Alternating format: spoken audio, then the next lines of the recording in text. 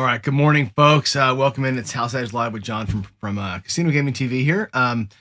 Let's see. Merry Christmas. I guess it's the 23rd. Boy, this snuck up. I got to get out to the store today. Actually, I got to buy some more stocking stuffers for my wife. But yeah, we're here. It's Christmas week. My kids are home. It's all good in the hood over here. We have good weather. Actually, the craziness is kind of past. I think there's another set of storms coming through, but Seattle got so destroyed by the flooding this year. But I think that mostly is past. And we're going to get back to regular temperatures and nice white snow and all the goodness. So good morning to all of you guys.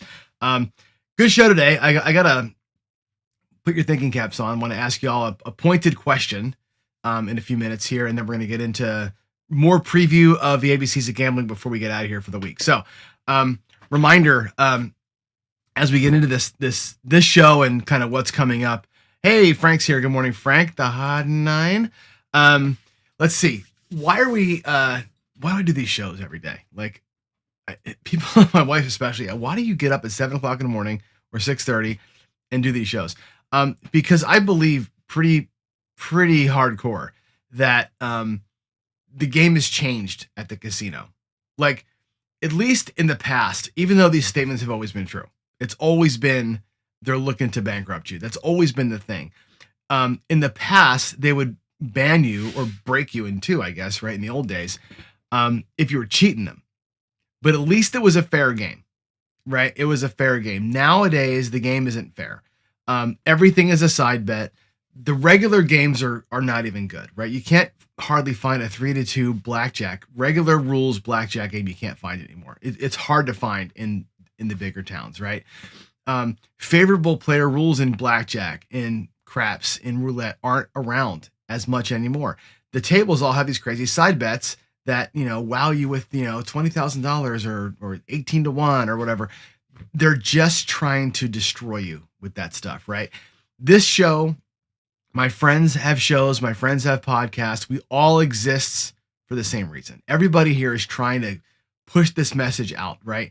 It's not about some magical strategy. It's not, right? It's about being smart. It's about knowing the truth that the casinos are trying to hurt you, right? So what you got to do is wear a shield, protect yourself, right? Use your bankroll as a way to kind of shield yourself in some safety, right?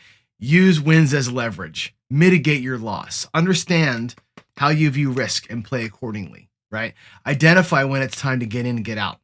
When it's time to leave, when things are going bad for you, you stop playing. We joke about this, right? When you're getting punched in the face, move your damn face, right? It's not like it's a joke, but it's the reality of it, right? Have discipline. Walk when you're up, walk when you're down. Understand what a goal means and stick to your goals. Keep yourself under control. These are the things that you control. The casino controls the environment. They control the rules of the game. They control the payouts. They control the speed. They control everything. You control these things. And if you can at least keep these things in a nice controlled swim lane, you got a better shot of not getting killed. And that's what it's really all about, ultimately. Maybe you get lucky and win some. Maybe you've got a great way to play that you can stick to in the bankroll to support you, like a retirement plan or whatever. Fine. You want to go at it that way, but you got to know the truth going into it, right? Ken says it every day on his show. Gambling sucks. Couldn't disagree more. It's fun. I love it, but it still sucks because the point is they're trying to destroy you. Anyway, that all said, I want to get into this thing really quick today. This is a topic that it only comes to me today because I was watching Chris and Craig's podcast last night, the Full of Chips podcast, which you should all watch. It's great. Those two have great banter back and forth. But Craig said a couple things on the show that I've heard, not just him, but I'm going to use Craig as the example here because I heard it last night. But a lot of people say these kinds of things. And I want you in chat or in the comments to give me a thumbs up or a thumbs down, whether you agree with the statements I'm going to put up here or not. Okay. And I've heard people argue for these things. Here comes the first one. You ready? I got to click a button here to make it happen. Every throw is random. Okay. Now let's give the DI some credit here, right? DI randomizes results not within the full spectrum of 36 rolls, but maybe within a smaller window, right? Because of their dice set and their mechanics, they might be able to mitigate some of the ugly and get into a random set of results within 24 good ones, right? Every throw is random. That's one thing you can agree with, right? The other thing is this. Games are games of independent trials. Roulette, craps, baccarat to some degree, blackjack to some degree. I can have the argument that in those games, the card placement and the cards that come aren't predetermined because of moves people can make, right? But roulette, every spin independent. Craps, every throw independent. There's not one thing on a roulette table or a craps table, in my opinion, that affects what's coming. But people will agree. It's a game of independent trials. I hear people say it all the time, right? I hear people say all the time, the past doesn't predict the future. Because 5-5 rolls have rolled, doesn't mean a 5 is coming. Because we've seen 5 blacks, doesn't mean a black or a red is coming. You can't predict what's coming, right? We fall prey to patterns. I've heard Craig said this last night, actually, in the podcast. We fall prey to patterns. And I've said this too. Humans try to apply logic to chaos. We're very good at that. That's one thing that separates us from animals, right? We apply logic to chaos. Random crap happening. We have an idiot board in roulette that shows you, oh, it's a bunch of random stuff, but look, red, red, red, red. Ah, I see a pattern, right? It makes us feel good and comfortable about ourselves. We fall prey to patterns. I think we can all probably agree with some of these things, right? We've all said them, right? And the last one I think is this. You can't beat a streak, or you can't bet a streak because you don't know what's coming, right? The streak doesn't predict what's coming. Now, Waylon from Waylon's Way Craps, John from Pro Craps, Casino Gaming Central, Ken from Ken Knows Gambling, we will all tell you, right, to bet baccarat style. You've heard us say that, right? Bet the line. If the pass line wins, stay on the pass line. If the don't pass wins, stay on the don't pass. If banker wins, stay on banker. Bet what's happened only because, not because you can predict it, but because it's easy, right? Things do form, streaks do form, patterns do form. Those patterns are easier to understand. Bank, bank, bank, player, bank, player, bank, also is a pattern that you could bet. You'll never remember that. But 5 banks in a row you can remember, right? That's why we do those kind of things, right? It's not because of magic. It's easy to remember, right? All those things I think are true. They all speak to mathematical randomness. They all speak to the reasons why house edge works, because these things are all true. Every throw is random. Every spin is random. Every pull of the cards is random. Every game is independent. You cannot predict the future. You like to apply patterns, and you cannot predict and bet a streak that's about to form. You just can't. You can look in the past, but you cannot look in the future. All that is true. We all believe that that's true, everybody. Chops happen. And Dr. S, you can be correct, or I'll put that up on screen here. A chop, but again, a chop, banker, player, banker, player, banker, player, red, black, it's the same. It's no more likely for it to go red, red, red, red, or black, black, black, black, or red, black, red, black. It's the exact same. It's a 50-50 either way. One's easier to remember and stick to. That's the reasons why, okay? Now, all these things, randomly speaking, are true. Yet, the same people who say these things will also say these things. The table is hot and cold, hot or cold.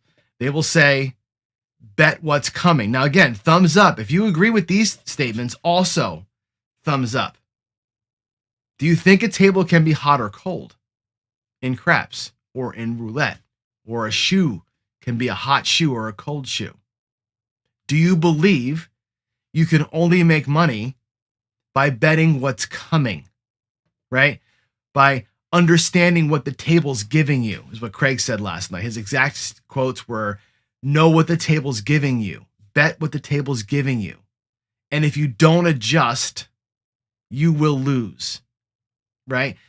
He said a couple of these things. I've heard a lot of people say the things in purple, hot or cold tables, bet what's coming.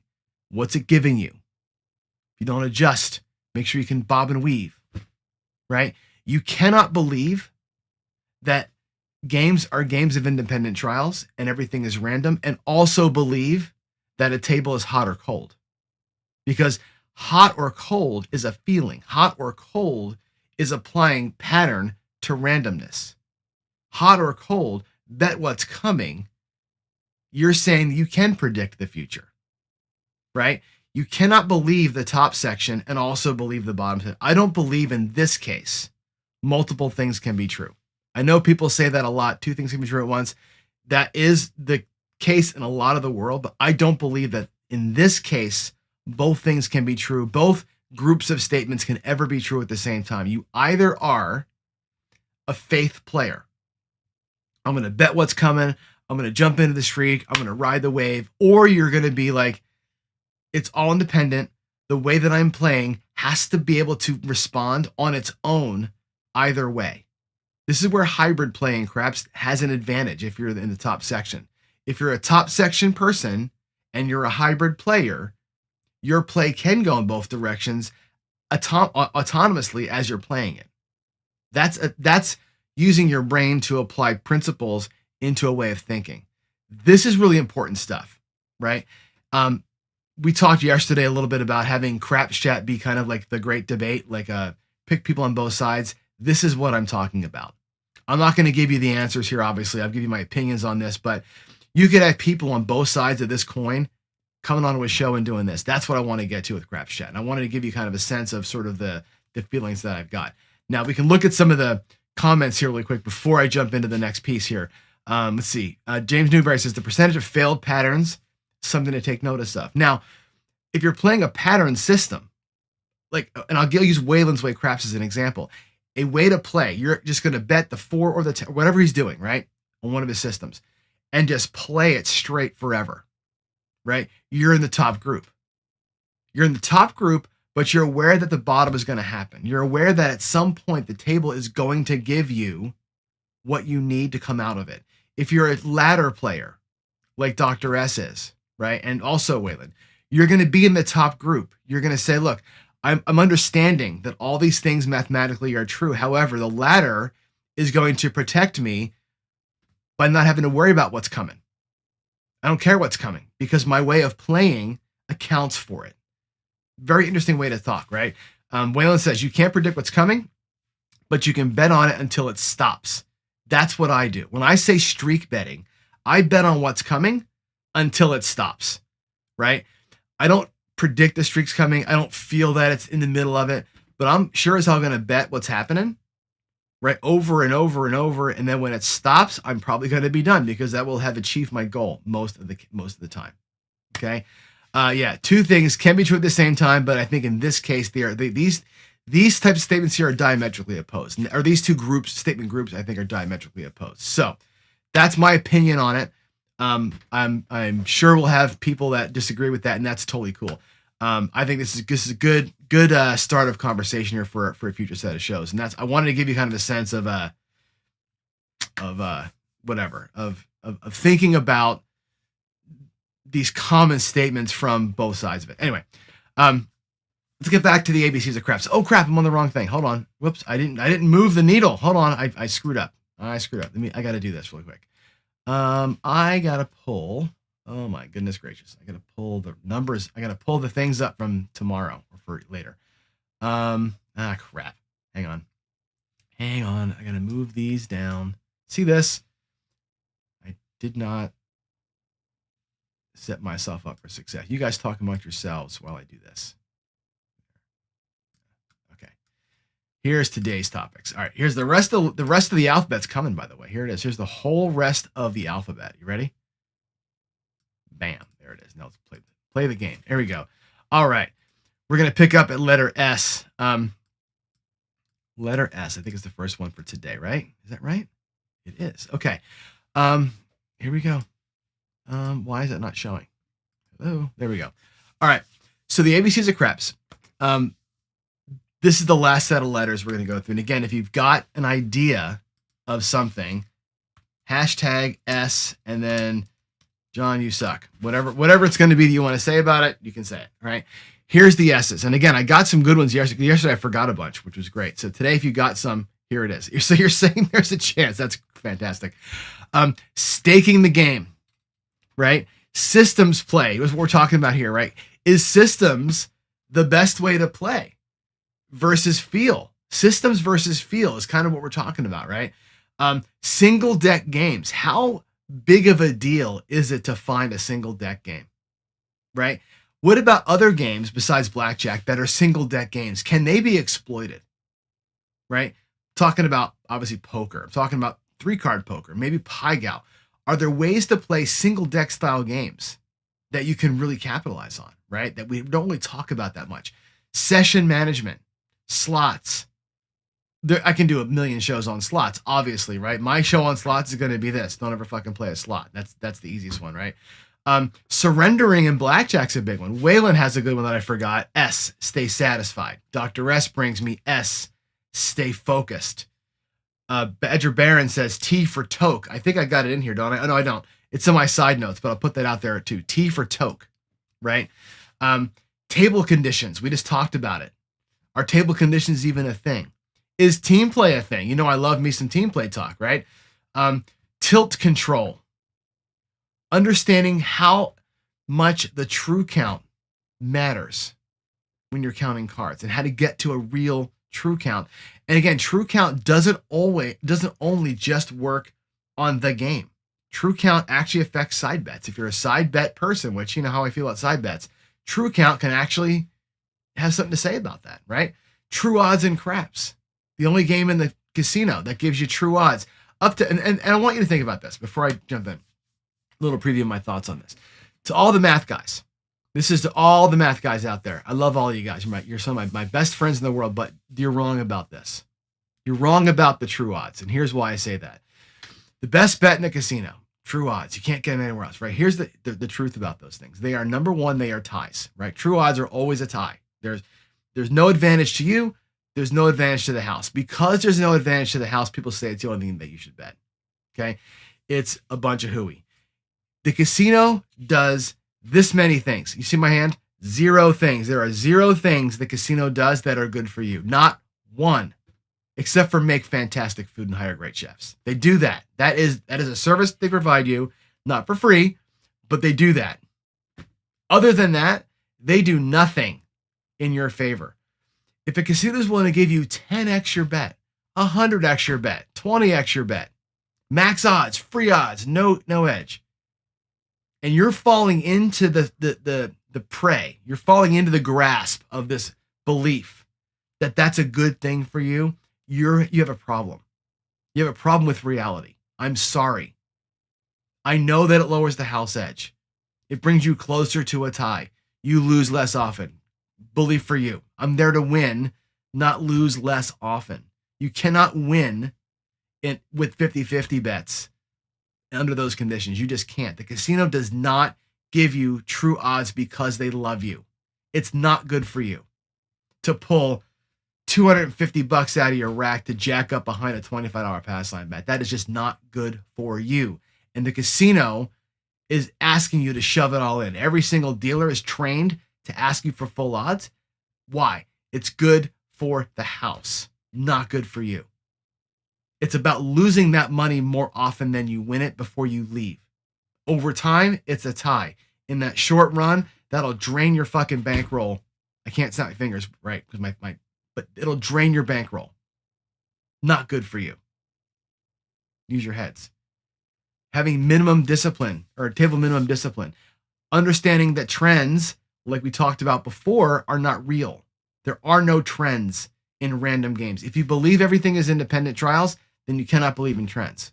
If you believe only in trends, then you must not believe that games are of independent trials. There is some control asserted somewhere. Again, both things can't be true.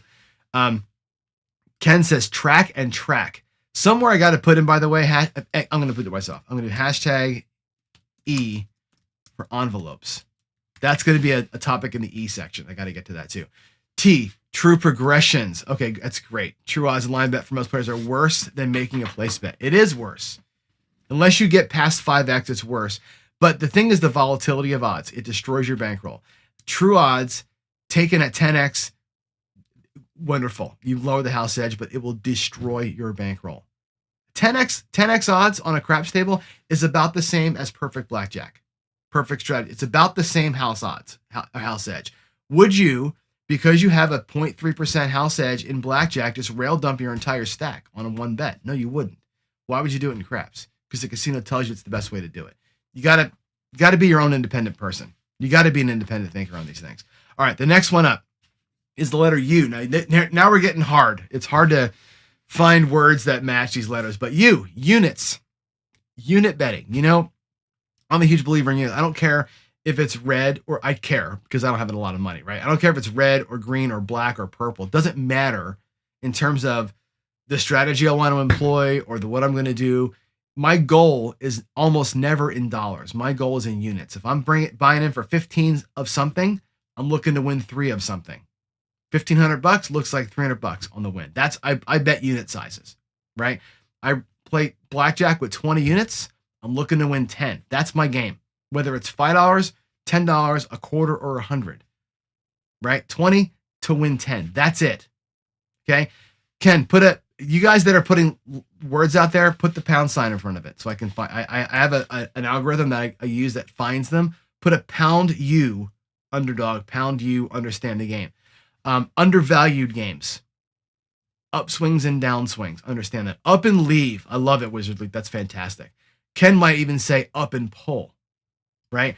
I think I've got regression up and pull in the R's, but up and pull would be a thing to remind me of in here to make sure I don't forget that thing. So that's great. Thanks for the feedback on that one. Now we're getting into V, which is actually an easy letter. You know me, right? Variance. I talk about variance all the time, right? This notion of you can't predict, streaks happen, blah, blah, blah. That all boils down to variance and how variance affects the table. You're never going to be perfect. You're never going to have exactly 36 perfect rolls where the 7 comes every 6 roll, right? Never happens. Because you live in variance, right? You can take advantage of things that happen out of turn and out of order, right? Can't predict when it's going to happen, but you know that it's going to. And that's why I think betting, more stable ways of betting are the way to go.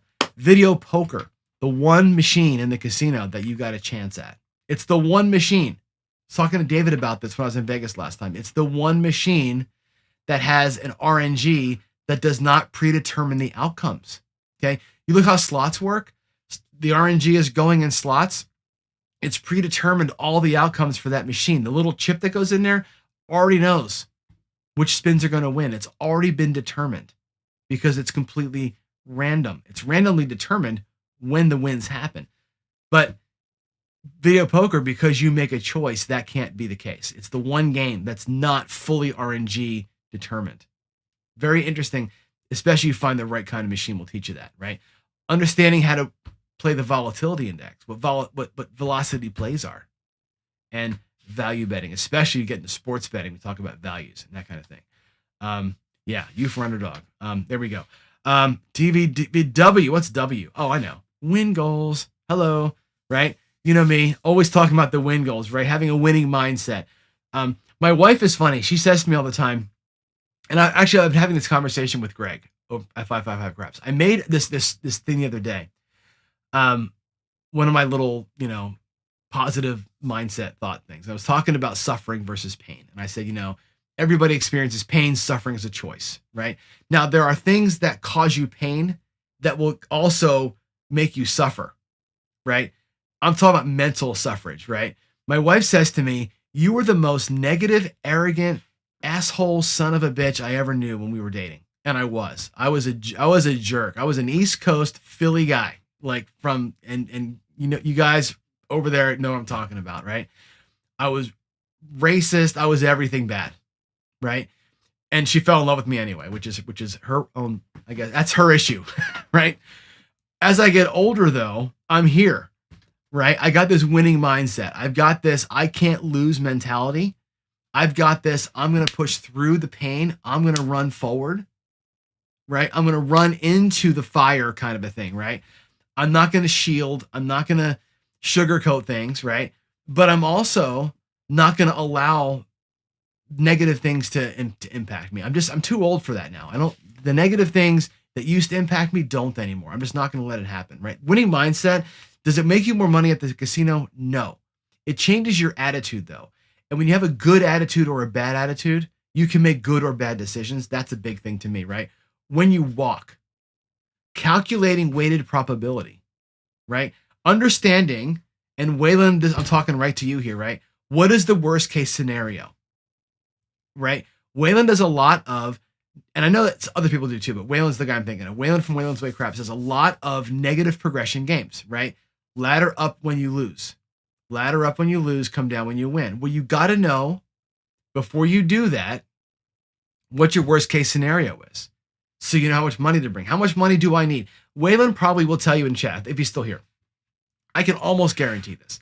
The number one question Waylon gets, the two questions he gets the most on his channel. One is going to be, can you make this work in a bubble craps? Because Waylon does everything with black chips, right? And people are afraid to do basic math, and they ask him, how do you dumb it down to small chips?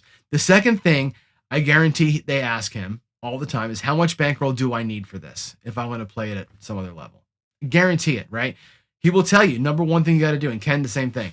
You got to figure out what's the worst case. If I lose 10 in a row and I'm martingaling or I'm laddering, how far do I have to go? What does that look like for me? If you don't know the answer to that question, number one, if I'm going to play a laddered 4 in craps, what is 10 straight losses, 10 sevens before 4? What does that look like for me financially? How much money do I need to ladder up 10 times? Number one, how much? Number two, do I have that much? Number three, do I care about losing that much? Those questions are the key to playing a Waylon's Way crap system, by the way, or any kind of a negative progression system, or any system for that matter. I'm going to go 160 across and say a Hail Mary. Good. You got $1,600? Because that's the worst case scenario, is 10 straight PSOs. And do you have that? That's what it is. Do you have that kind of money? Do you care about losing it? Those things are important, right? That's an important thing. We're going to look at the Wong method, by the way, too, of blackjack, of his card counting, and some of his stuff on craps as well. Let's see. We have X is next. X is hard because nothing really starts with X, but we can do extreme pressing. We can talk about the X factors. We can talk about your exit strategy, and we can talk about X games. X games beating some of the carnival games that actually aren't that terrible when played correctly. 3-card poker. The right 3-card poker is not actually that bad. There's 25 variations of it, but the right one isn't terrible. UTH, not terrible. Some of these S games are okay. Waylon says, take how much you can afford to lose. If you can't afford to lose $500, play bubble craps. 100%. 100%. All right. What do the Ys have in store for us? The Y says yield management, which again, another way of saying loss management, but again, mitigating what's out there. And you being your own worst enemy. I think Ken from Ken Knows Gambling oftentimes says it's a you thing. It's a you problem. Y is going to all be about you. Y is going to be a psychological week. When we talk about the Ys, it's going to be a lot about the you problem, because you are your own worst enemy. That's why I talk about the bridge. The bridge is all about you having the right tools and the right mindset to make right decisions. All right. What does Z stand for? I don't know what Z stands for. Z stands for zeros in roulette. You better play a game with 1 or 2. Even 2 sucks, but you know, the problem with the single zero games is that the limits are too high. Single zero games are going to be $50-$100 games, right? Don't play a 3-0 game. You got to know this though, right? And there's actually good ways to play with the zeros. Getting into the zone, right? Another one of those feel things, right? Zigzagging around or chopping, right? Understanding the zero-sum game, the Z score, and having a little bit of Zen to you. And I see that W is willingness in there. V for volatility in the chat. U for up and leave, right? Guys have given me some great ideas in here today. So it's fantastic. I really appreciate you all jumping in and throwing some ideas to us. So I don't see any other questions. I've been kind of going through this as we watch. I'm trying to watch as we go here. Gary says, good show. Would be fun if we could all be in the same room for the class instead of spread around the country. Well, someday. What I'm going to do, by the way, my future plans are this, and I'll be perfectly honest with you. We're writing this app, right? Me and the guys at Casino Quest, I'm writing this app. The app is going to be fantastic. I know it's already a great app. It's already got all the bridge tools built into it. I've shown you the app before. It's got everything in it that the nerds like me, the things that I teach you about whatever, it's got trackers and all that shit built into it. The games are great too. That app's going to make me a lot of money, I hope. The goal is to make money off. I'm not going to lie. I'm not going to give it away, right? The goal is to make money. My goal is to have a house in Vegas. My goal is to have my Wenatchee house, because I love it here with the mountain view and all the hiking and fishing and all the, hunting, all the great outdoor stuff we can do here. I love that about my town. However, I want to live in Vegas. So we're going to have a house both places. When I'm in Vegas, Gary, we will absolutely, I'm not going to need the money to work, right? Hopefully I won't, right? But I can sure as hell work at Casino Quest and teach classes and do this kind of stuff in person. I would do this for free forever. Honest to God, I would do this free seminars all the time. I would love to do that and get us all together and just kind of do it. You know what I mean? Just bring enough money in to pay the rent for the lease for the place and just teach and have fun. I would love that. I mean, that's literally life goals for me. Yeah. All right. I'll leave you. This is the last show of the week. So I'm going to leave you here with this. I said this yesterday. So if I repeat myself, I'm not sorry. This is a good one. It's Christmas.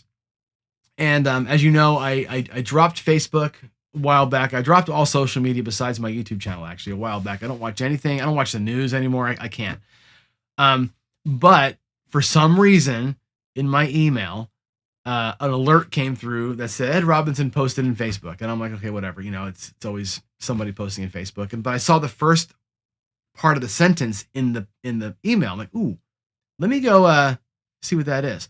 Well, here's what Ed wrote. And he wrote this in 2019, right ahead of COVID, but he reposted every year. So I want to give you this, and I'll read it to you again. I think it's a beautiful thing. You can see my hands down below. It's weird. He says, it's that season.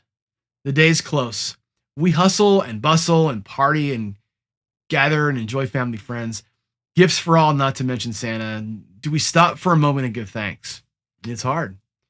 We all know the story taught to us from our young days, and always there was a Christmas play, and someone had to play the innkeeper, the poor innkeeper, whose legacy in the story of Christ's birth is far worse than it probably was. In fact, the innkeeper is not mentioned in Scripture, just that there was no room at the inn. And it made me think today about our heart. Is there room? Is there room in our hearts for Christ today? For you see, we are all that innkeeper portrayed in those childhood plays. We are the innkeeper of our heart. Do you or I have room? Will we give Christ a place to stay with us this Christmas? I pray that we do. This country needs Christ in all of our hearts. And I think beautiful statements from Ed in 2019 when COVID was about to kick all of our asses, right? It's even more true in 2025 going into 2026. I pray and I hope, everybody, that you have the best Christmas. I pray that you have your family around you, that everybody gets a hug. Every day's a gift. Remember, every day's a gift, right? Hug them all. Hug them all. Give the kids the high fives. Get your old fat asses on the floor and play trouble with the grandkids.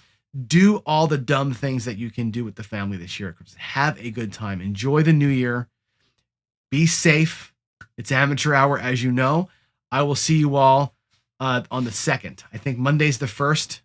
I'm not going to be here Monday the 1st. I think Mondays. Is that when the 1st? I forget. When are we back? We're back. Let me check my calendar. The first show after the new year will be the 2nd. I'll be here January 2nd, Monday. So that will be our first show back. We're going to take a little bit of time off. I love all of you guys. I appreciate everybody being here. And God bless everybody. Have a great holiday season. See you back here in about a week or so. Bye, all.